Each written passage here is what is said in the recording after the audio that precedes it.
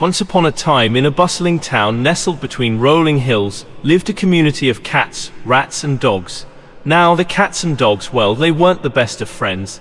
The cats, with their sleek fur and playful swats, considered the dogs, with their clumsy paws and boisterous barks, a bit too rough. The dogs, on the other hand, viewed the cats as aloof and snobbish, their silent stalking and quick movements a bit too mysterious for their taste. As for the rats, they kept themselves mostly out of sight, scurrying through the shadows and nibbling on crumbs left behind. One sunny morning, a peculiar sight unfolded in the town square. A group of dogs, their tails wagging excitedly, were gathered around a towering pile of bones. It was a feast fit for a king, or at least a very hungry dog. But the dogs, they weren't alone. Standing guard over the mountain of bones, eyes narrowed and whiskers twitching, were a pack of cats. "What's going on here?" a small brown rat named Pip squeaked, poking his head out from behind a pile of sacks. "Those dogs," a sleek black cat named Midnight whispered, her emerald eyes gleaming with annoyance. "They've stolen all the bones from the butcher's shop." "Stolen?" Pip gasped, his tiny whiskers quivering.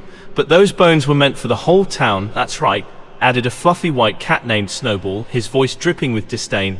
"Those greedy dogs are hogging everything for themselves." The other rats, hearing the commotion, emerged from their hiding spots, their eyes wide with disbelief. "What are we going to do?" cried a plump grey rat named Whiskers, his tiny paws trembling. "We'll have nothing left to eat." "Don't worry," Midnight said, her gaze fixed on the dogs. "We'll get those bones back." The rats looked at her, surprised. The cats, though they were often seen lounging in the sun or chasing butterflies, were known for their fierce independence. "But how?" Pip asked, his voice barely a whisper. Midnight smirked, a glint of mischief dancing in her eyes. "We have a plan." And so a most unlikely alliance was forged. The cats, with their stealthy movements and keen senses, would distract the dogs, while the rats, nimble and agile, would sneak in and retrieve the stolen bones. "This is madness," Whiskers grumbled, his whiskers twitching with worry. "We've never worked together before." "It's either madness or starvation," Pip countered, his tiny nose twitching. "And I'd rather be mad." The plan was set in motion. As the dogs, oblivious to the danger lurking in the shadows, were engrossed in their bone-filled feast, the cats sprang into action. Midnight, with a graceful leap, landed on a nearby water trough, her eyes flashing with a fierce glint. She let out a loud hiss, her voice echoing across the square. The dogs, startled, looked up from their feast, their tails drooping with confusion. "What's that noise?" one dog barked, sniffing the air.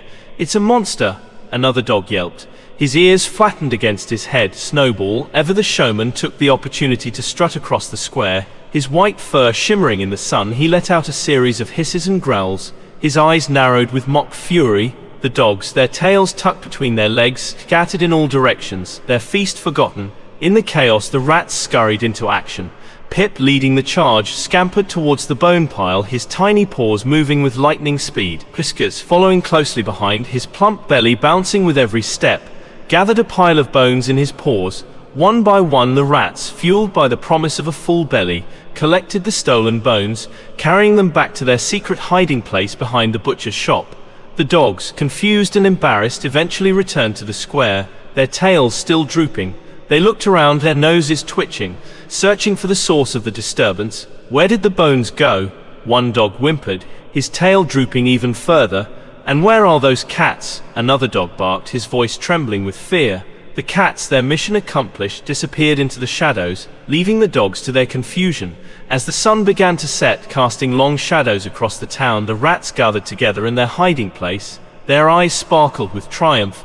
"We did it!" Pip squealed, his voice filled with excitement. "We got the bones back!" Whiskers, his belly full and his whiskers twitching with contentment, nodded in agreement. "It was a team effort," he said, a smile spreading across his whiskered face. "Cats, rats, working together, who would have thought?" And so the unlikely alliance between the cats and rats, forged in the face of a common enemy.